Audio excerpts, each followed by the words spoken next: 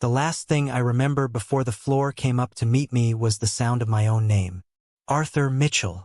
3,000 people. A packed gymnasium that smelled like folding chairs, cheap cologne, and decades of ambition baked into institutional carpet. The dean's voice was warm, practiced, the kind of voice that had announced 1,000 names before mine and would announce 1,000 more after. I heard it like it was coming from underwater. I had been standing in that line for 40 minutes. Dress shoes I'd bought secondhand from a Goodwill on Route 9. Gown that didn't quite fit across the shoulders because I'd lost 11 pounds in the last 2 months. Not from discipline, but from hunger dressed up as discipline. My chest had been doing that thing again. That tight, squeezing thing, like a fist wrapped around my sternum and slowly closing. I told myself, just get to the stage. Just get to the stage and everything else can fall apart later. I made it to the bottom of the stairs. Then my legs decided they were done. I don't remember hitting the microphone stand. Someone told me later I took it clean off the base. I don't remember the gasps from the crowd, or the dean stepping back, or the 2 faculty members who ran toward me. I don't remember any of it. What I do remember is waking up. White ceiling. The particular blue-white of fluorescent lights that exist only in hospitals and interrogation rooms. A steady, mechanical beeping that I would come to hate with every fiber of my being over the next 72 hours. The smell of antiseptic and something faintly metallic. Cold air on my forearms where my sleeves had been rolled back for an 4-line. And a hand. Small. Dry. Papery the way old hands get when the skin has had 81 years to grow thin. Holding mine with a grip that was surprisingly firm for someone who weighed less than 110 pounds. I turned my head. Grandma Martha was sitting in the chair beside my bed, wearing her good navy cardigan, the one she saved for church and doctor's appointments, with a manila envelope on her lap. She hadn't been to sleep. I could tell by the shadows under her eyes and the way she sat completely still, the way people sit still when they've been sitting still for a very long time and have made peace with it. She looked at me and said quietly, "There he is." That was all. I tried to speak. My throat felt like dry gravel. I managed, "What happened?" "Your heart decided it had been working without adequate support for long enough," she said. "The doctors have a more technical name for it. But that's what happened." I closed my eyes, opened them again. The ceiling was still there. The beeping was still there. How long? 3 days. 3 days. I let that sit for a moment. "Mom and Dad are not here." Her voice didn't change. No apology in it, no softening. Just the flat, clean truth of it, delivered the way she'd always delivered hard things. Like a woman who had lived long enough to know that coating the truth in sugar didn't make it less true. I stared at the ceiling. The nurse came in about 10 minutes later. Young woman, maybe 25, clipboard in hand, the practiced efficiency of someone who had done this 100 times. She explained what the doctors had found. An arrhythmia that had been building for months, stress compounded, exacerbated by exhaustion and, she paused, reading from the chart, inadequate nutrition and a documented lapse in cardiac medication. She told me the hospital had placed 45 calls to my listed emergency contacts over the first 3 hours after I was admitted. 45. Every call went to voicemail, she said. She moved on to discharge paperwork details. Professional. Kind. Not her fault. I lay there and said nothing. Outside the window, the October sky was the color of old pewter. Somewhere across town, my graduation ceremony had finished without me. Somewhere considerably farther, about 2,000 miles farther, give or take, my family had not picked up the phone. Grandma Martha squeezed my hand once. She didn't say anything. She didn't need to. "Let me take you back 5 weeks because you need to understand what I was running on. Not money, not support, not anything that most people would recognize as a foundation. I want to be clear about something before I go further. I am not telling you this to ask for sympathy. I've never been good at that, and I'm not starting now. I'm telling you this because the facts matter. The facts are what make everything that came later make sense."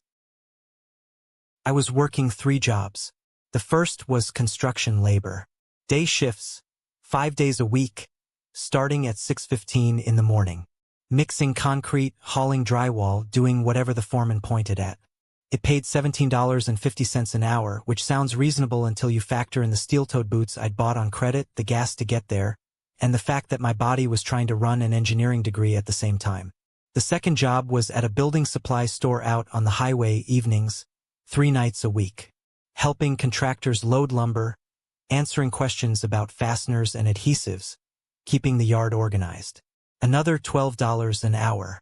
The manager was a decent man named Dale who never asked me why I looked so tired, which I appreciated more than he knew. The third job was overnight security. Weekends.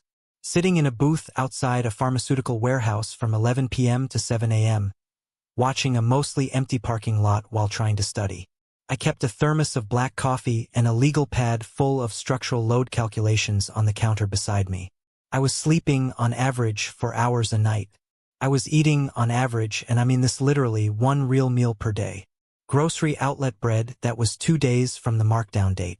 Instant ramen, the 25-cent kind.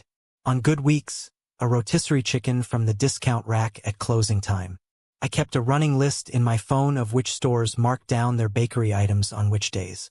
I knew that the Kroger on Jefferson marked down their day-old bagels every Tuesday at 5 p.m. I knew the Walmart on Route 12 cut their deli meat prices on Thursday evenings. I knew these things the way men know things they've had to learn out of necessity rather than curiosity. I was 5 weeks from graduation, from a Bachelor of Science in Civil Engineering, with a 3.87 GPA, graduating first in my department. I had already passed 2 of my professional licensure exams. I had a job offer from a mid-size infrastructure firm in Denver waiting on my signature. I just needed to get across the finish line. Then my laptop died. Not dramatically. No spark, no smoke. It just stopped working one afternoon in the campus library. The motherboard, the repair tech told me. He quoted me $450 to fix it. Not for a new laptop, to fix the one I had. $450. I had $312 in my checking account. I had $2,500 in a savings account that my mother had helped me open when I was 16, back when she still occasionally played the role of a parent who cared about practical things. The account was joint, because I'd been 16 and hadn't thought about what that meant. I called my father, Richard Mitchell, commercial real estate developer, a man who had, as recently as that summer, written a $95,000 check toward my brother Julian's wedding without blinking. A man who drove a vehicle that cost more than most people's annual salary. A man who had, when I was 12, told me that a Mitchell never asks for help because Mitchells are the ones other people ask. He answered on the third ring. Arthur. Not a greeting. A data point. Dad, I need to borrow $450. My laptop died and I need it to finish my capstone drawings. I'll pay you back the first month after I start working. The budget's tight right now, Arthur. Same tone he used in business meetings. Flat. Final. You know things are stretched with the wedding coming up. You need to learn to manage your own finances. I stood in the parking lot of the library and listened to those words. Then I heard the front door of the house open behind him. Through the phone. And I heard Julian's voice. Dad, check this out. Just picked it up. The sound of something being set on the counter. My father's tone changed entirely, the way a man's voice changes when he turns toward someone he actually wants to talk to. What is that? Chronograph.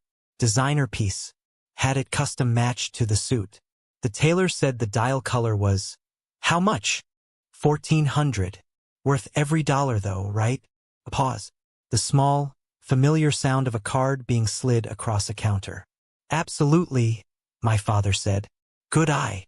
I stood in that parking lot for a long moment. The air smelled like exhaust and cut grass. A truck went by on the road behind me, radio playing something country, fading out as it passed. I hung up without saying goodbye. I sold my truck 4 days later. A 2004 F-150 with 190,000 miles on it, that I'd bought for $2,800 3 years ago and kept running through YouTube tutorials and Sunday afternoons. I got $1,600 for it. I paid $450 to fix the laptop, bought 3 months of transit passes, and put the rest toward tuition and rent. My father bought a $1,400 watch for my brother the same afternoon. He told me he couldn't lend me $450. I want you to remember that number. $1,400. Comes back later. For weeks before graduation, I put 3 tickets on the dining room table. VIP seating. Commencement ceremony. Mitchell University Fieldhouse. I'd gone to the registrar's office myself to request them, which required filling out a form and waiting 2 weeks. I had pressed them into a white envelope with the ceremony date written on the outside in my own handwriting. I told myself on the walk home from the registrar's office that I was not doing this to ask for anything. I was doing it because it was a significant thing, and significant things deserve to be acknowledged. I had graduated first in my department. I had done it while working 3 jobs and eating discount bread. If that wasn't worth a folding chair in a gymnasium, I didn't know what was. My mother was in the kitchen when I set the envelope down. She looked at it the way she looked at most things I brought into the house, with the particular expression of a woman who has already decided what she thinks before she's seen the evidence. "What's this?" she asked. "Graduation tickets. 3 of them. Ceremonies the 15th. She opened the envelope, looked at the tickets, set them back down on the table like she was returning something mildly distasteful. "Arthur." She pulled out her reading glasses, though she didn't need them. It was a gesture she used when she wanted to seem measured. "You know we already made plans." "What plans?" "The trip to Cabo. For Julian's bachelor party." She folded her hands. "Your father booked the charter weeks ago.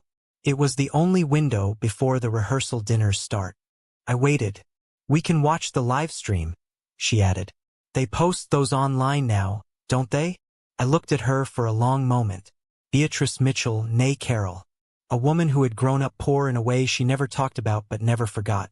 You could see it in the way she held her silverware, too deliberately, the way she overpronounced certain words when she was around people she wanted to impress. She had married my father for reasons that had calcified over the decades into a kind of social project. The Mitchell name, the Mitchell address, the Mitchell son, meaning Julian, who was marrying into a family with political connections and a beach house in the Hamptons. I was not that project. I had never been that project. "It's a civil engineering degree," she continued, when I didn't respond. "First in the department, you said, that's fine, Arthur, but that kind of thing doesn't open doors the way connections do. Julian's marriage is going to elevate this entire family. That's where we need to be focused right now." I picked up the 3 tickets, put 2 of them back in the envelope. "I'll give the other 2 to friends," I said. I kept 1 ticket on the table. I went upstairs. I was halfway up the stairs when I heard the small sound from the living room, the creak of the wingback chair by the window, the one my grandmother claimed as her own during her visits. My grandmother, Martha Louise Mitchell, who had been sitting there the entire time, quiet as a lamp, and whom both my mother and I had somehow managed not to address in the preceding 4 minutes. She called my name. I came back down the last 3 steps. She was 81 years old, my grandmother. Small and thin the way certain trees get in old age, not fragile, just reduced to what's essential. She had clear gray eyes that missed very little and a stillness about her that I'd always found more comforting than anything that moved. She reached out and took my hand. "Sit," she said. I sat on the arm of the couch beside her chair. She looked at me for a moment, studying me the way she'd studied crossword puzzles when I was a kid, like there was a correct answer and she was working out the approach. Then she said quietly, "Intelligence doesn't buy you a club membership, Arthur, but it buys you freedom." I didn't say anything. "Keep doing what you're doing," she said. "Get your degree. Walk that stage. I will be in the front row." She squeezed my hand once, firmly, the way you shake a hand when you mean a promise. "And I'll tell you this, I've made certain arrangements. When the time comes, this story is going to have quite an ending." I didn't know what she meant. I thought she was just being kind. Grandmothers say things like that. I was wrong, but I wouldn't find out how wrong for another 4 weeks. 3 weeks before graduation, my heart started seriously trying to get my attention. I'd been ignoring the chest tightness for months. I am not proud of that. I am a man who can read a structural load diagram, calculate shear force on a beam, tell you exactly what happens to a bridge when the dynamic load exceeds design tolerances. I knew intellectually that the human heart is not unlike an infrastructure system. Overload it long enough without maintenance and something fails. I knew this. I kept ignoring it anyway, because I couldn't afford to stop. A cardiologist at the Student Health Center, a quiet, serious woman named Dr. Ewan who wore her reading glasses on a chain around her neck and had the kind of measured delivery that told you she didn't believe in softening the math, reviewed my EKG and sat back in her chair and looked at me. "You have a ventricular arrhythmia," she said. "It's been there for a while based on these readings. The good news is it's manageable. The bad news is the management is not optional." She prescribed 2 medications. Both of them name brand at the pharmacy because the generics weren't available for one of them. The total came to $214 a month. I thanked her and went to the pharmacy. I handed the cashier my debit card. She ran it. She looked at her screen. She ran it again. "It's coming back declined," she said. Not unkindly. She'd seen this before. I checked my banking app on my phone. My checking account, $48.62. That was expected. Payday wasn't until Friday. My savings account, $0. I stood at the pharmacy counter and stared at that number. 0. I had $2,500 in that account 3 days ago. I knew the number precisely because I'd been tracking it the way you track your water supply when you're not sure of the next source. I hadn't touched it. I'd been saving it for exactly this kind of emergency. I stepped away from the counter. I called the bank. They walked me through the transaction history. A withdrawal of $2,500, made in person with a valid cosigner signature, 48 hours ago. There was only one other name on that account. I called my father. He answered on the second ring, which told me he wasn't expecting the conversation to be difficult. "Arthur, Dad, my savings account." I kept my voice level. I had learned, by that point in my life, that keeping my voice level was the only advantage I reliably had in conversations with my father. "It's empty." A brief pause. Not the pause of a man caught off guard. The pause of a man deciding how much explanation was warranted. "I borrowed it," he said. "Temporarily. The deposit for the yacht charter in Cabo. They moved up the due date and the card I had on file was tied up in an escrow hold for the Hendricks development. It was the most convenient option." I listened to that sentence very carefully. Convenient. "That was my medication money," I said. "I just tried to pick up a cardiac prescription." The card was declined. Another pause. Shorter this time. "You're 23 years old, Arthur. Healthy young men work through discomfort. I'll have it back to you next month, after the Cabo trip. Dad, it's heart medication." The doctor said. "I heard you." His voice had the same quality it got when a business negotiation was wrapping up. Measured, dismissive, done. "You're resourceful. You'll figure it out. That's always been your strength, right?" He hung up. I stood on the sidewalk outside the pharmacy. It was 52 degrees and the wind was pushing dead leaves across the parking lot in small, indifferent circles. I could feel my heart doing that thing again, that slight, a rhythmic skip like a drummer losing the beat for half a second. My father had taken $2,500 from a savings account I'd built over 7 years of weekend jobs, lawn mowing, holiday work at the UPS distribution center, Christmas shifts at Best Buy, money I had accumulated dollar by dollar starting at 16 years old, so that he could pay a deposit on a yacht charter for my brother's bachelor party. He had done it without asking. He had done it knowing about the arrhythmia, because I had told my mother about the diagnosis 10 days earlier. He had called me resourceful. I stood there for a long time. Then I called Dale, my manager at the building supply store, and asked if I could pick up an extra shift. He said yes. I worked that Friday, got paid, bought the cheaper of the 2 medications, the one that had a generic available, and rationed the dosage the way people ration things when they have no other choice. I told nobody. I just kept working. But something had changed in me that afternoon outside the pharmacy. Something quiet and permanent, the way a structural crack is quiet, invisible on the surface, already doing its work underneath. I thought about my grandmother's words. This story is going to have quite an ending. I didn't understand yet what she had done. I didn't understand what the manila envelope on her lap in the ICU contained. I didn't understand why she'd said it with that particular stillness. The stillness of a woman who has already moved all the pieces into position and is simply waiting for the board to clear. I would understand soon enough. 2 weeks before graduation, Julian sent me a text. My brother Julian, 26 years old. A man who had never held a job for longer than 8 months, who described his occupation on his social media profiles as entrepreneur and visionary without apparent irony, and who was 3 weeks from marrying the daughter of a state senator from Connecticut. He had my mother's taste for status and my father's facility with using other people's resources without acknowledgement. The text came at 7:42 a.m. on a Tuesday, while I was on a job site, 40 feet up a scaffold with a level in my hand. Need you to drive up to the storage facility in Harrisburg and move the wedding furniture pieces to the venue. This weekend. Truck and labor. Don't book movers, we're keeping costs down. Harrisburg was 300 miles away. I read the text twice. I put my phone back in my pocket. I finished setting the beam I was working on. I climbed back down the scaffold at the end of my shift, sat in the break room, and read it one more time to make sure I'd understood it correctly. Yes, my brother was instructing me to take 2 days off from work, drive 600 miles round trip in a vehicle I no longer owned, to move his wedding furniture for free 10 days before my own graduation, while I was running on 4 hours of sleep, ration heart medication, and the particular brand of exhaustion that doesn't show on your face anymore because it's become your baseline. I typed back. I have my capstone defense that weekend.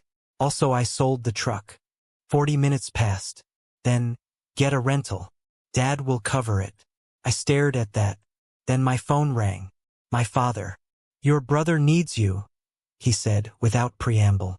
This is what families do. Dad, I have my defense on Saturday morning. It's the last requirement before I graduate. I cannot. You cannot. He repeated the words slowly, with a kind of dangerous flatness. That's what you're saying to me. I'm saying I have a prior obligation.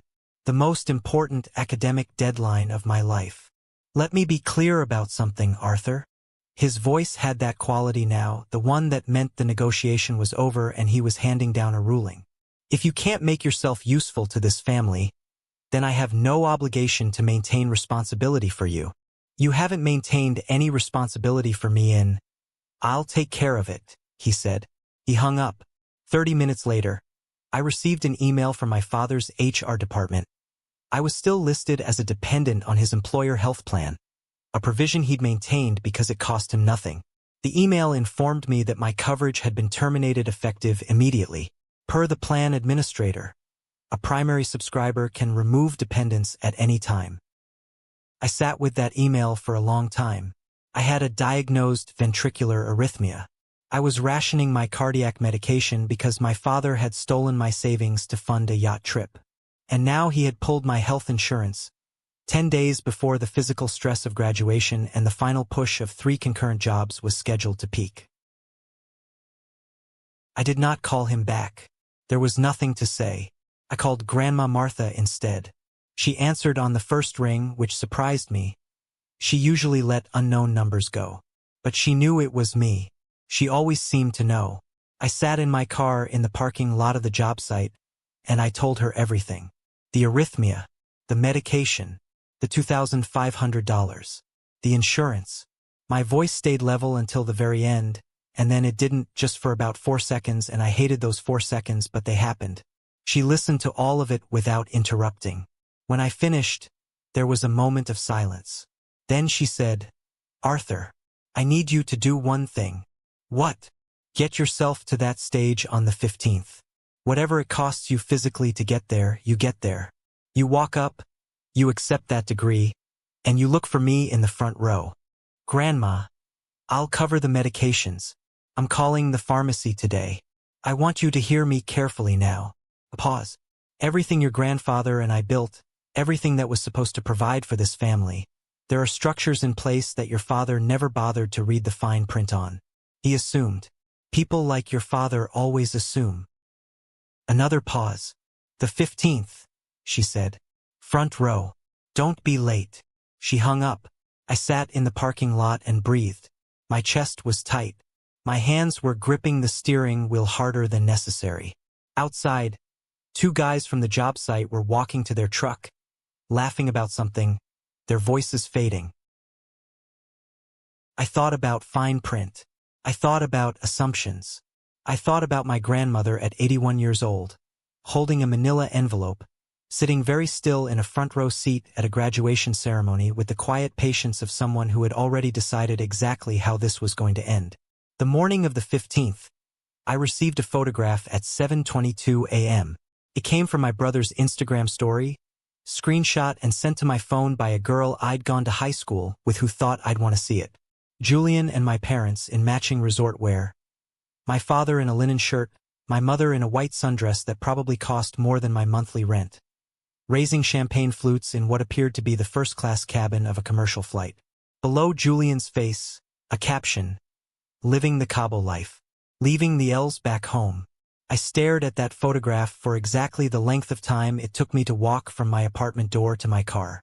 Then I put my phone face down on the passenger seat and drove to campus. The morning was cold. A real October cold, the kind that doesn't have any warmth hiding underneath it. Not transitional cold, the thing itself. My breath showed in the air when I stepped out of the borrowed car I'd gotten from a friend. I straightened my gown in the side mirror, adjusted the hood, and walked toward the gymnasium. My chest was doing the thing. I knew it the moment I got in line with the other graduates. A tightness that wasn't anxiety, though there was plenty of that too, but something more specific, more physical. Pressure. The kind that starts between your shoulder blades and radiates forward, and that Dr. Ewan had described to me very precisely as a warning indicator. I told myself 1 hour. This takes 1 hour and then it is done and you never have to stand in this particular line again. The procession started. We moved in the careful, slightly absurd way graduation processions move. Measured, formal, wholly disconnected from how any of us actually walked in real life. I focused on the back of the head of the woman in front of me. I counted my steps. I breathed through my nose and out through my mouth, the way Dr. Ewan had taught me. The gymnasium was warm. 3,000 people generate heat, that specific, dense human warmth that settles at shoulder level and doesn't move. The lights above the stage were brighter than the rest of the room, and when I looked out from the seats toward the stage, I saw the front row of reserved VIP seating. I found her immediately. She was wearing her navy cardigan. She had gotten there early enough to get exactly the seat she wanted, center front, which on my grandmother required a level of logistical planning that I fully believe she had executed the night before with a hand-drawn seating diagram. She had a manila envelope on her lap, both hands resting on top of it, perfectly still. She saw me find her in the crowd. She nodded once. I don't know how to fully explain what that did for me. There are things that cost nothing and hold everything. That nod was one of them. 81 years old, bad knees, drove herself 40 minutes to be in a folding chair in a gymnasium at 8:30 in the morning. In the front row, just like she said. The ceremony started. I sat through the speeches. I registered them the way you register background noise when something else is occupying your full cognitive capacity. My heart was skipping. Not dramatically, not the clutching, stop you in your tracks version. The quieter version. The version I'd learned to work alongside like a sound in the wall you've gotten used to. I told myself, you're almost there. They began calling names. Each row stood when their section was called. I stood with mine. Walking toward the stage, I looked out at the faces in the crowd. Families with phones raised. Fathers with expressions that looked like pride relieved of having to be articulated. Mothers crying the small, controlled cry of people in public. Siblings bored or supportive in roughly equal measure. My row was empty of people who had come for me. Except one. I watched my grandmother track my progress from the seats toward the stage. She had straightened slightly in her chair. Her hands were still on the envelope. Her eyes were steady. Arthur Mitchell. I started up the stairs. The pressure in my chest had become something more specific by then. Not a background condition but a foreground one. Something demanding to be addressed. I was aware of my own heartbeat in a way that healthy people usually aren't. Each beat slightly out of its expected rhythm. like a drummer rushing the tempo by just enough to make the whole thing feel precarious. 3 steps from the top. My grandmother was coming toward me, not running. She can't run anymore, hasn't been able to for years, but moving with that deliberate speed of a woman who knows exactly where she is going and why and has cleared everything non-essential out of the way. She had the envelope in one hand, extended slightly, as if she'd timed the transfer of it, as if this moment had been choreographed months in advance. She reached the foot of the stage stairs. I reached the top. The dean extended his hand and the degree cover toward me. I took it, and then my body said, "That's enough." The pressure became pain. Clean, specific, undeniable. The kind of pain that doesn't ask permission or allow negotiation. My legs sent a message that I didn't have the processing capacity to override. The microphone stand was to my left. I didn't mean to hit it.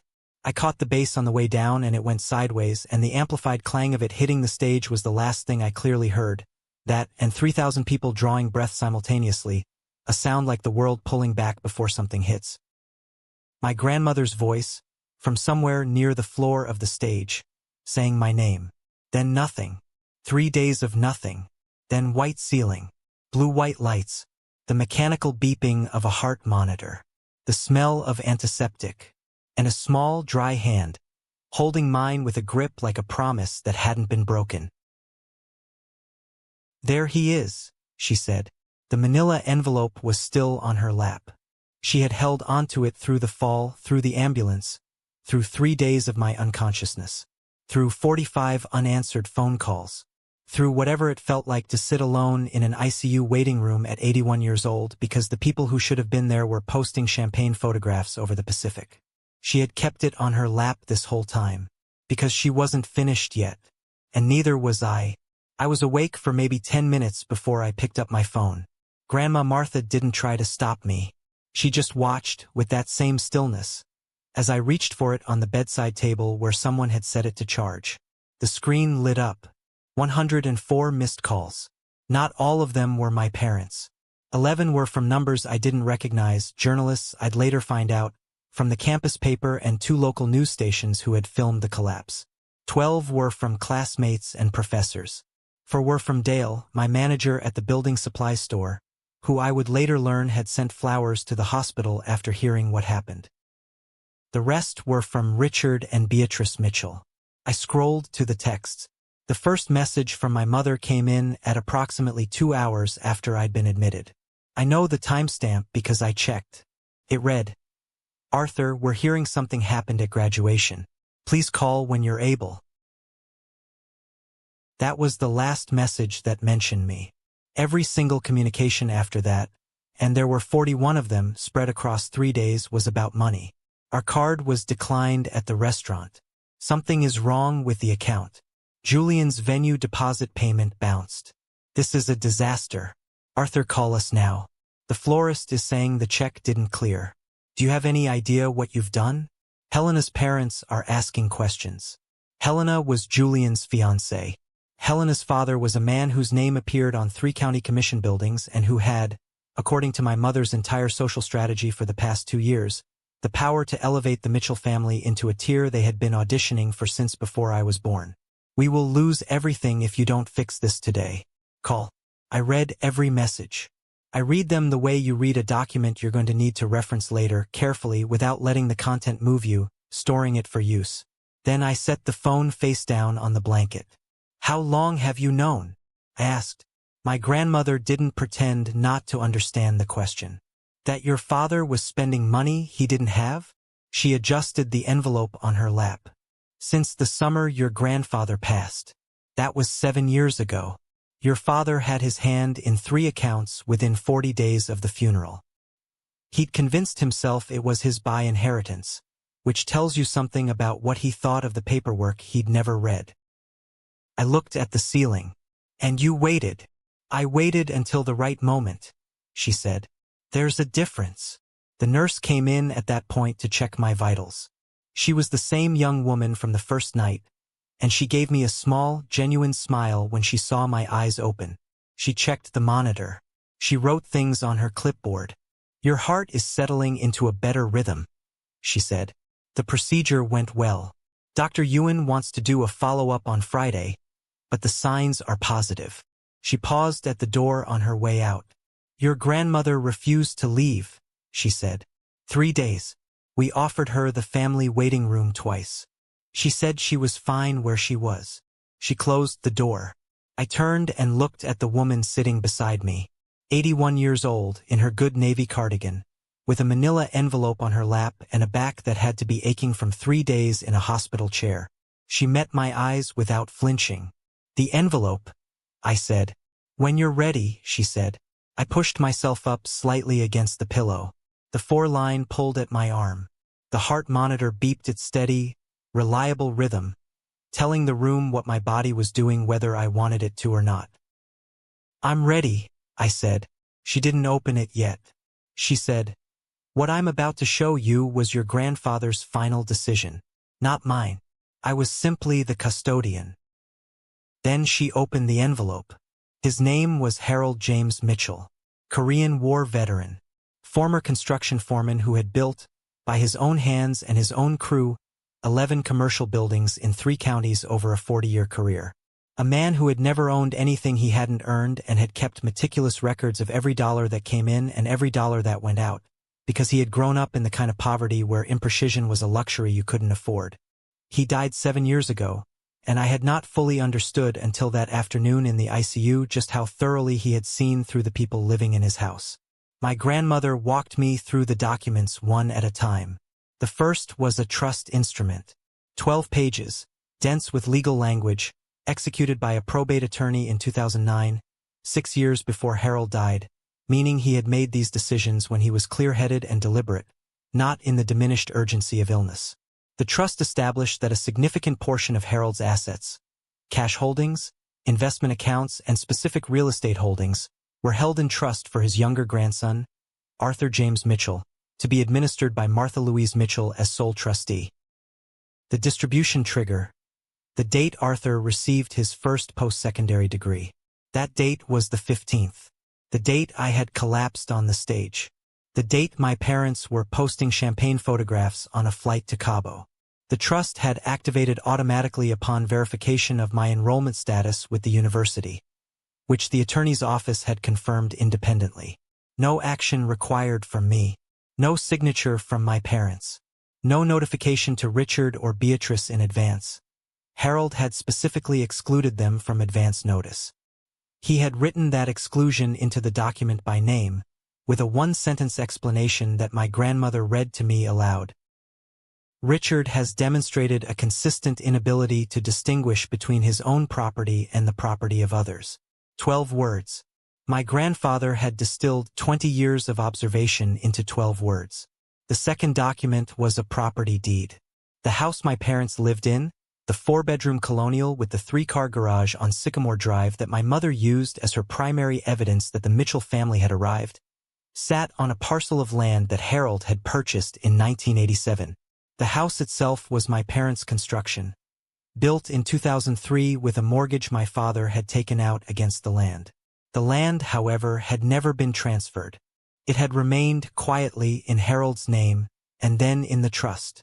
My grandmother had sold that parcel, not to the highest bidder, to a commercial development company that had been interested in it for years, for a shopping complex expansion. She had closed the sale 11 days ago. The new owners had a demolition schedule, 30 days for the current occupants to vacate. I sat with that for a long moment. The heart monitor kept its rhythm. Outside the window, the October sky had gone from pewter to the dark blue of early evening. Did they know? I asked. They knew what your grandfather had always told them, she said. That the land was family property. They assumed that meant theirs. She folded her hands over the closed envelope. Your father is a man who reads the summary and skips the footnotes. That habit has consequences. I thought about a $1,400 watch. I thought about 41 text messages about bounce checks. I thought about the word convenient. There's more, she said. Tell me. She told me. They arrived on the 4th day. I heard them before I saw them. The particular quality of my family's entrance had never been subtle. My mother's voice in the hallway, sharp and performance-inflected the way it got when she wanted a specific result from someone with institutional authority. Julian's lower register underneath, the casual arrogance of a man who had never once in his life been in a room where he wasn't treated as significant. My father's footsteps. I knew them. Heavy, deliberate. The walk of a man who believes his arrival matters. The door opened. They were still in vacation clothes. I want you to understand what I mean by that. They had clearly come from the airport more or less directly. My mother was in a resort-style wrap dress, cream-colored, with sandals. Julian had on linen trousers and a polo shirt the color of a swimming pool. My father was in his Cabo outfit, light chinos, a half-unbuttoned shirt, the particular deep tan of someone who'd spent 4 days in direct Mexican sun. The smell reached me before anything else. Sunscreen. That specific coconut chemical smell of SPF 50 applied in quantity. In an ICU room, beside a man with cardiac monitoring leads still attached to his chest. I watched my grandmother's face. It didn't change. My mother's eyes moved around the room with the efficiency of someone cataloging a situation for immediate management. They landed on me. They assessed my condition with the speed of a woman deciding whether the optics required her to cry. She decided yes. Arthur. She came to the side of the bed, and the performance of her distress was so well constructed that I almost appreciated the craft of it. Why didn't you tell us it was this serious? We came as soon as we could. The hospital called 45 times, I said. Brief pause. We were in international waters, she said. The service. Mom. My voice was quiet. Don't. She stopped. Julian stood near the door with his hands in his pockets, and he said with a tone of genuine sounding grievance, "You always do this. Every major moment in this family, you find a way to make it about yourself." I looked at him for a long moment. I didn't say anything. There is a specific kind of silence that unsettles people who are used to filling space with words. Julian shifted his weight. He looked away first. My father came to stand at the foot of the bed. He looked at the monitoring equipment with the expression of a man encountering an invoice he'd rather not see. "You're going to be all right," he said. It was not a question or a comfort. It was a directive, a business decision. Be all right because I need you to be all right so we can address the actual situation. "The accounts," he said. "We need to sort out what's happened with the accounts. Julian's venue is threatening to cancel the booking entirely, and Helena's father, Richard," my grandmother's voice. He stopped. She was sitting in her chair with the manila envelope now open across her knees, several documents visible. She was wearing her reading glasses. She looked, in that moment, like a woman chairing a meeting she had organized years in advance. "Sit down," she said. "Mother, this isn't the time for—" I said sit down. He sat. I don't think Richard Mitchell had been told to sit down by another human being in 15 years. The effect was notable. Something went out of his posture, some structural confidence, like a load-bearing wall recognizing a crack. My mother and Julian remained standing but went still. My grandmother removed the first document from the envelope. She set it on the tray table beside my bed, facing outward so the room could see. "Your father-in-law," she said to my mother, meaning Harold, meaning her own late husband, "was a careful man. He was careful in the way that men who build things with their hands tend to be careful. He understood that if you don't account for every load, something eventually fails."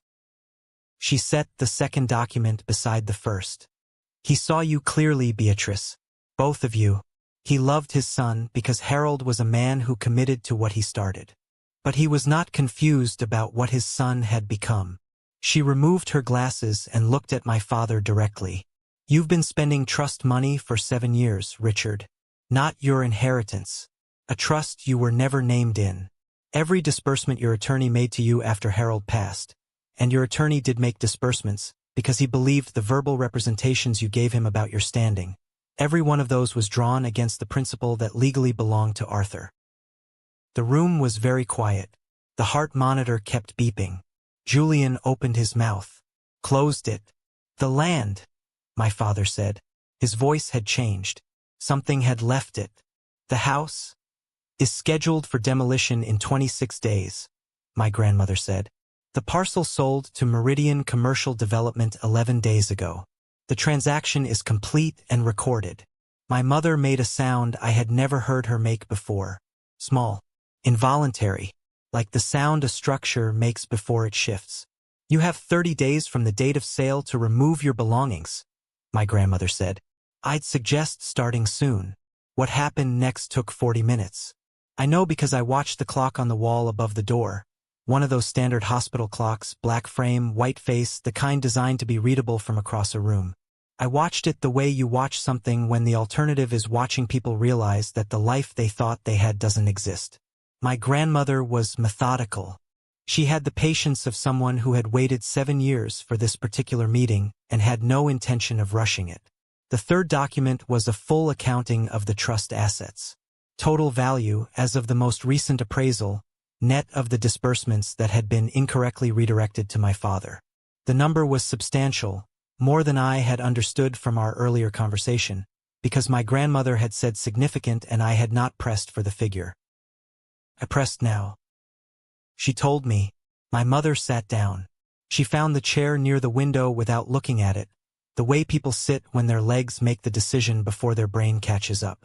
The investment portfolio is already transferred, my grandmother continued. I completed the paperwork with the financial institution 3 weeks ago. It's held under Arthur's name and a limited liability structure that the attorney recommended. It's not accessible to anyone in this room except Arthur. You can't do that, my father said. His voice was stripped down now. Not angry, not authoritative, just exposed. A man looking at a door that had been locked before he arrived. That's family money. That money was supposed to... Supposed to what? My grandmother said. According to whom?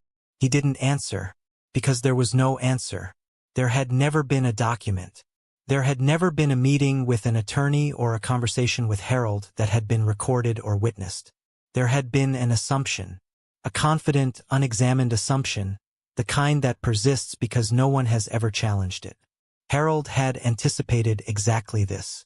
The fourth document was one I hadn't known about. It was a letter, handwritten, on the personal stationery my grandfather had used for his entire adult life.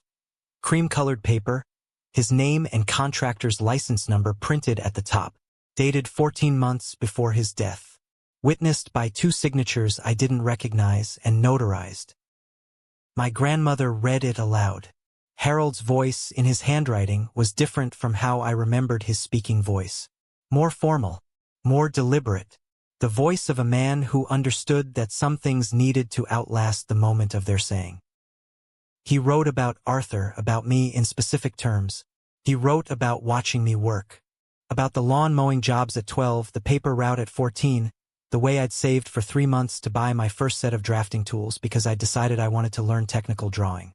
He wrote, "This boy has never been given anything and has never waited to be given anything. He is what I tried to be." He wrote about Julian, more briefly, without cruelty but without illusion. He wrote about Richard. "My son has a talent for acquiring what others have built and calling it his own legacy. I love him. I do not trust him with what I've made." And he wrote, near the end of the letter, a single sentence that I have since memorized. "The purpose of this arrangement is not punishment. It is correction. The family has been out of balance for a long time. This is how I am setting it right from wherever I end up." The room was silent when she finished. Julian was the first one to speak. He said, "This is insane. This is actually insane. Arthur, you engineered this." "Julian." My voice was low. I was unconscious for 3 days. He stopped. "I didn't know any of this," I said. "Not the specifics. Not the accounts, not the land sale." I looked at him steadily. "I found out when you did. Then he pointed at my grandmother, "executed the wishes of her late husband," I said, "as she was legally appointed to do, 7 years ago." Silence. My father had not moved from his chair. He was sitting with his elbows on his knees, looking at the floor between his feet. The tan on his face that had looked healthy in the vacation photographs looked, under the ICU fluorescence, like a costume he'd forgotten to remove. He looked, for the first time in my memory, like a man who was aware that other people could see him. He looked up. "Arthur." His voice was stripped of everything I associated with it. The command, the dismissal, the practiced authority of a man who had never been told no by anyone who mattered. What was left underneath was something older and smaller. "You're my son. Whatever has happened, whatever the paperwork says, you're my son. We're blood. You can't let this happen to us." Helena's family stole my medication money, I said. He blinked. "You went into my savings account without asking," I said. "You took $2,500 that I had been saving since I was 16 years old. You used it to put a deposit on a yacht, while I was rationing my heart medication, while your son, your blood, was working 3 jobs and eating markdown bread and trying to stay alive long enough to finish a degree." I kept my voice level. "You cut my health insurance because I wouldn't drive 600 miles to move Julian's furniture 10 days before my cardiac surgery. Level.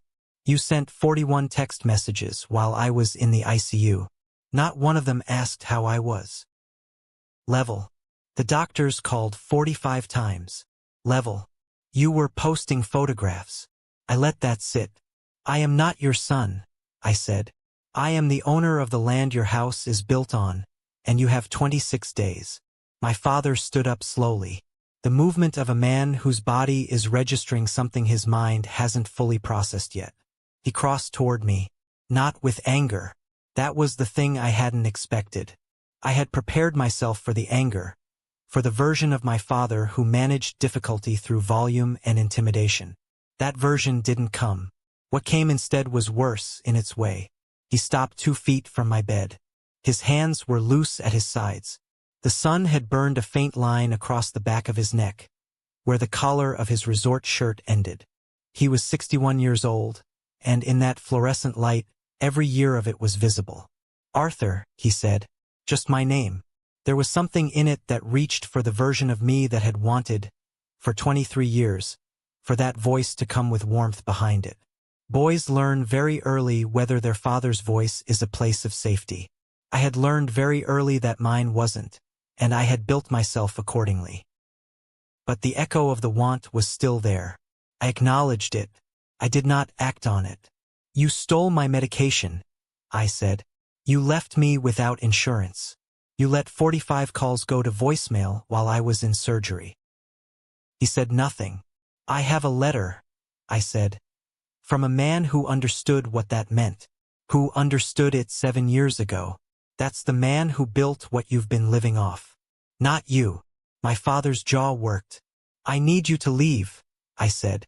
"I'll have the hospital security escort you if you'd prefer that." He stood there for 3 more seconds. Then he turned and walked out. Julian went without being asked, not with dignity, but with the stunned mechanical movement of someone whose operating assumptions had just been removed. He walked out with his hands still in his pockets. His Resort 10 face blank in a way that I suspected was new to it. My mother stood last. She looked at me with an expression I didn't have a name for. Not guilt. I don't think guilt was available to her in that quantity. Something closer to disorientation. She had built her entire identity on a particular version of the Mitchell family, and she had just watched the load-bearing structure of it removed. She opened her mouth. I said, "Goodbye, Beatrice." She left. The door closed. The room returned to its baseline sounds, the monitor, the ventilation system, the distant professional activity of a hospital floor going about its business. My grandmother removed her reading glasses. She folded them. She placed them in the case in her cardigan pocket. "You did well," she said. I exhaled. It was a long exhale, the kind that carries more than carbon dioxide. "I don't feel good about it," I said. "That's because you're not built for cruelty," she said. "What you did wasn't cruel. There's a difference." I thought about that. "He's still my father," I said. "Yes," she said. "He is. And he made choices that a father doesn't make." She was quiet for a moment. "Harold made me promise something before he died. He made me promise I wouldn't step in early. that I'd let the pattern establish itself clearly enough that there was no ambiguity. He said, "Martha, a man who'll steal from his own son to fund a party will do it twice if you catch him at one and let him walk." She looked at the door. "He did it twice," she said. "Several more times than that, actually. The records are very thorough." I lay back against the pillow. Outside the window, the sky had gone fully dark. The lights of the city were beginning to come up. That particular American nightscape of strip mall signs and highway interchange glow that I'd looked at my whole life and never thought twice about. I thought about London. My grandmother opened the envelope one final time and removed a piece of paper I hadn't seen yet. It was printed on university letterhead. University of Oxford. Department of Engineering Science. The paper had a formality to it that American academic correspondence rarely manages. Something about the weight of the stock, the precise placement of the crest. My grandmother had received it on my behalf at her address. The address I'd listed as my permanent residence since my sophomore year, because I'd learned early that mail sent to my parents' house had a way of not reaching me with its contents intact. It was a full scholarship offer. Master of Science, Structural Engineering. Starting the following September. The letter noted my academic record, cited my capstone project specifically, a seismic resilience analysis for aging bridge infrastructure in earthquake-prone urban zones, and extended what it called an Exceptional Merit Award covering full tuition, housing stipend, and a research fellowship attachment at the Department of their Cardiovascular Medicine Partner Institution. The Cardiovascular Medicine Partner Institution. I read that line twice. "The hospital is a 15-minute walk from Balliol College," my grandmother said. I checked on a map. "I am thorough." I looked at her. "When did you—" "I forwarded your thesis to 3 institutions last spring," she said, without any particular drama. "I had been reading your work for 2 years. I understood it well enough to know it was worth sending. Your grandfather was a structural engineer by trade, if not by credential. I grew up with the vocabulary." I held the letter. My grandfather had read load diagrams at the kitchen table. My grandmother had learned the language over 50 years of marriage to him. She had taken that language and used it to send my work to Oxford. I set the letter down on the blanket. "Grandma," I said, "Arthur, I want you to come with me." She had the expression of someone who had been waiting to hear those words and had prepared an answer. "I was hoping you'd say that," she said. "I've already looked into a small flat near the university. I have certain views about English gardens that I've been waiting for an opportunity to investigate in person." I laughed. It was the first time I'd laughed in, I didn't know how long. It hurt my chest, which had been operated on 4 days ago, and I didn't care. My grandmother smiled. Not the wide, performative smile of someone who wants you to see them smiling. The small, precise smile of someone who is actually satisfied. "The trust provides adequately for both of us," she said. "Your grandfather was, above all things, thorough." I thought about Harold Mitchell, a man I had known until I was 16, who had sat across from me at kitchen tables and corrected my arithmetic and never once, in my memory, said anything that he didn't mean. A man who had gone into a lawyer's office years before his death and written, with his own hand, a correction to a family imbalance he had calculated with the precision of a structural engineer accounting for every load. He had known I would need it. He had made sure it would be there. I held the Oxford letter and looked at the city lights outside the window and thought about how far away from this parking lot nightscape a person could get, if they had saved carefully and built honestly and been loved, quietly and practically, by one person who saw clearly. Pretty far, it turned out. Pretty far. The apartment is on the 3rd floor of a converted Victorian terrace house on a street called Cat Street, which I find endlessly pleasing because my grandmother has informed me it has nothing to do with cats, which she considers a missed opportunity on the part of the city planners. The windows look out on a courtyard. In the mornings, there is actual mist, the rolling, soft English mist that seems like something out of a film until you live inside it and it becomes just the weather. My grandmother has established a working relationship with the woman at the flower stall on the corner, whose name is Margaret, and they discuss chrysanthemums with the focused intensity of 2 people who have both reached the age where they are no longer willing to discuss things that don't matter. My heart is steady. Dr. Ewan connected me with a cardiologist at the Oxford Partner Hospital, A man named Dr. Patel who has the measured precision of someone who has been asked every possible question and has found the accurate answer to all of them. Under his care, with consistent medication and actual sleep and food that I didn't source from a markdown rack, the arrhythmia has responded exactly as it was supposed to respond when given what it needed. I am a student again. A different kind this time. The work at Oxford has a weight to it, a density, the kind of intellectual pressure that doesn't exhaust you the way 3 jobs do, but builds something instead. My thesis is on resilience engineering for aging infrastructure in high seismic zones. My supervisor is a small, exacting Welsh woman named Dr. Griffiths who has never once complimented my work but has also never suggested that any of it was wrong, which I've come to understand is her version of approval. I am, for the first time in my adult life, exactly where I'm supposed to be. In January, a distant cousin named Diane sent me an email. She had always been fair, Diane, one of those family-adjacent people who witnesses the situation clearly and chooses, at some point, to just tell you what they saw. She wrote to tell me that Julian's wedding had been called off. Helena's father had learned, through the practical mechanism of bounce checks and credit inquiries, that the Mitchell family's financial standing was not what had been represented. He was a man who had spent his career in politics, which means he was a man with a specific and well-developed sensitivity to misrepresentation. The engagement dissolved within a week of the first inquiry. Julian had sold the custom wedding suit. Not the watch. The watch had gone to a consignment shop 3 weeks before the suit, according to Diane, who had her sources. My father had been demoted at his firm. Something to do with a client account that had been managed imprecisely. The details were the details of a man who had been borrowing against tomorrow for so long that tomorrow had finally arrived. He was no longer the version of himself that walked into rooms like they'd been expecting him. The house on Sycamore Drive was a parking lot. Diane sent a photograph. Fresh asphalt. Clean white lines. The Meridian Commercial Development logo on a sign at the corner. My mother and father were renting an apartment on the edge of the county. She described it neutrally. I didn't ask for more.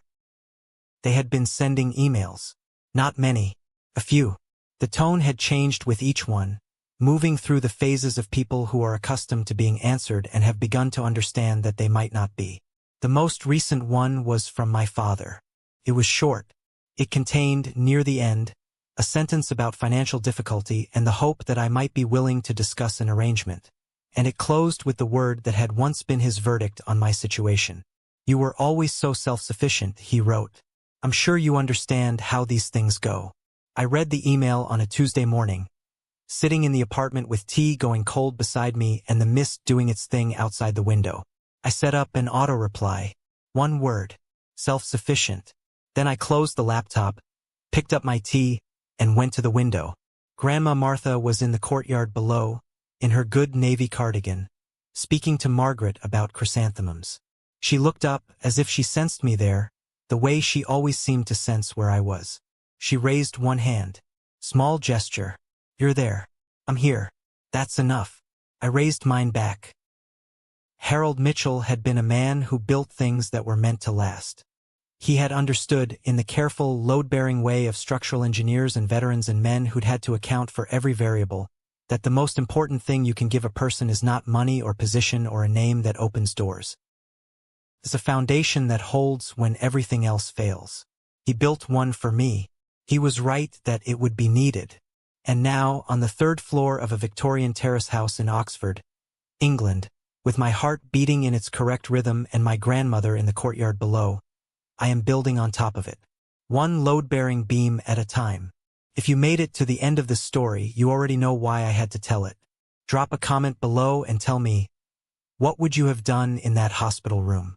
And if you believe that the quiet ones are usually the ones worth watching, hit subscribe. There are more stories where this one came from. Every single one of them is true. The last thing I remember before the floor came up to meet me was the sound of my own name. Arthur Mitchell. 3,000 people. A packed gymnasium that smelled like folding chairs, cheap cologne, and decades of ambition baked into institutional carpet. The dean's voice was warm, practiced, the kind of voice that had announced 1,000 names before mine and would announce 1,000 more after. I heard it like it was coming from underwater. I had been standing in that line for 40 minutes. Dress shoes I'd bought secondhand from a Goodwill on Route 9. Gown that didn't quite fit across the shoulders because I'd lost 11 pounds in the last 2 months. Not from discipline, but from hunger dressed up as discipline. My chest had been doing that thing again. That tight, squeezing thing, like a fist wrapped around my sternum and slowly closing. I told myself, just get to the stage. Just get to the stage and everything else can fall apart later. I made it to the bottom of the stairs. Then my legs decided they were done. I don't remember hitting the microphone stand. Someone told me later I took it clean off the base. I don't remember the gasps from the crowd, or the dean stepping back, or the 2 faculty members who ran toward me. I don't remember any of it. What I do remember is waking up. White ceiling. The particular blue-white of fluorescent lights that exist only in hospitals and interrogation rooms. A steady, mechanical beeping that I would come to hate with every fiber of my being over the next 72 hours. The smell of antiseptic and something faintly metallic. Cold air on my forearms where my sleeves had been rolled back for an 4-line. And a hand. Small. Dry. Papery the way old hands get when the skin has had 81 years to grow thin. Holding mine with a grip that was surprisingly firm for someone who weighed less than 110 pounds. I turned my head. Grandma Martha was sitting in the chair beside my bed, wearing her good navy cardigan, the one she saved for church and doctor's appointments, with a manila envelope on her lap. She hadn't been to sleep. I could tell by the shadows under her eyes and the way she sat completely still, the way people sit still when they've been sitting still for a very long time and have made peace with it. She looked at me and said quietly, "There he is." That was all. I tried to speak. My throat felt like dry gravel. I managed, "What happened?" "Your heart decided it had been working without adequate support for long enough," she said. "The doctors have a more technical name for it. But that's what happened." I closed my eyes, opened them again. The ceiling was still there. The beeping was still there. How long? 3 days. 3 days. I let that sit for a moment. "Mom and Dad are not here." Her voice didn't change.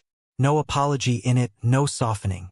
Just the flat, clean truth of it, delivered the way she'd always delivered hard things. Like a woman who had lived long enough to know that coating the truth in sugar didn't make it less true. I stared at the ceiling. The nurse came in about 10 minutes later. Young woman, maybe 25, clipboard in hand, the practiced efficiency of someone who had done this 100 times. She explained what the doctors had found. An arrhythmia that had been building for months, stress compounded, exacerbated by exhaustion and, she paused, reading from the chart, inadequate nutrition and a documented lapse in cardiac medication. She told me the hospital had placed 45 calls to my listed emergency contacts over the first 3 hours after I was admitted. 45. Every call went to voicemail, she said. She moved on to discharge paperwork details. Professional. Kind. Not her fault. I lay there and said nothing. Outside the window, the October sky was the color of old pewter. Somewhere across town, my graduation ceremony had finished without me. Somewhere considerably farther, about 2,000 miles farther, give or take, my family had not picked up the phone. Grandma Martha squeezed my hand once. She didn't say anything. She didn't need to. "Let me take you back 5 weeks because you need to understand what I was running on.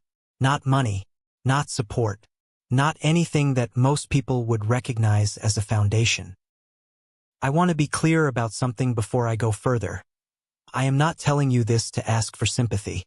I've never been good at that, and I'm not starting now. I'm telling you this because the facts matter. The facts are what make everything that came later make sense." I was working 3 jobs. The first was construction labor. Day shifts, 5 days a week, starting at 6:15 in the morning. Mixing concrete, hauling drywall, doing whatever the foreman pointed at. It paid $17.50 an hour, which sounds reasonable until you factor in the steel-toed boots I'd bought on credit, the gas to get there, and the fact that my body was trying to run an engineering degree at the same time. The second job was at a building supply store out on the highway evenings, 3 nights a week. Helping contractors load lumber, answering questions about fasteners and adhesives, keeping the yard organized. Another $12 an hour. The manager was a decent man named Dale who never asked me why I looked so tired, which I appreciated more than he knew. The third job was overnight security. Weekends. Sitting in a booth outside a pharmaceutical warehouse from 11 p.m. to 7 a.m., watching a mostly empty parking lot while trying to study. I kept a thermos of black coffee and a legal pad full of structural load calculations on the counter beside me. I was sleeping, on average, for hours a night. I was eating, on average, and I mean this literally, one real meal per day. Grocery outlet bread that was 2 days from the markdown date. Instant ramen, the 25-cent kind. On good weeks, a rotisserie chicken from the discount rack at closing time. I kept a running list in my phone of which stores marked down their bakery items on which days. I knew that the Kroger on Jefferson marked down their day-old bagels every Tuesday at 5 p.m. I knew the Walmart on Route 12 cut their deli meat prices on Thursday evenings. I knew these things the way men know things they've had to learn out of necessity rather than curiosity. I was 5 weeks from graduation, from a Bachelor of Science in Civil Engineering, with a 3.87 GPA, graduating first in my department. I had already passed 2 of my professional licensure exams. I had a job offer from a mid-size infrastructure firm in Denver waiting on my signature. I just needed to get across the finish line. Then my laptop died. Not dramatically. No spark, no smoke. It just stopped working one afternoon in the campus library. The motherboard, the repair tech told me. He quoted me $450 to fix it. Not for a new laptop, to fix the one I had. $450. I had $312 in my checking account. I had $2,500 in a savings account that my mother had helped me open when I was 16, back when she still occasionally played the role of a parent who cared about practical things. The account was joint, because I'd been 16 and hadn't thought about what that meant. I called my father, Richard Mitchell, commercial real estate developer, a man who had, as recently as that summer, written a $95,000 check toward my brother Julian's wedding without blinking. A man who drove a vehicle that cost more than most people's annual salary. A man who had, when I was 12, told me that a Mitchell never asks for help because Mitchells are the ones other people ask. He answered on the third ring. Arthur. Not a greeting. A data point. Dad, I need to borrow $450. My laptop died and I need it to finish my capstone drawings. I'll pay you back the first month after I start working. The budget's tight right now, Arthur. Same tone he used in business meetings. Flat. Final.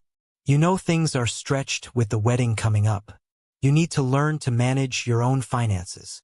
I stood in the parking lot of the library and listened to those words. Then I heard the front door of the house open behind him, through the phone. And I heard Julian's voice. Dad, check this out. Just picked it up. The sound of something being set on the counter. My father's tone changed entirely, the way a man's voice changes when he turns toward someone he actually wants to talk to. What is that? Chronograph. Designer piece.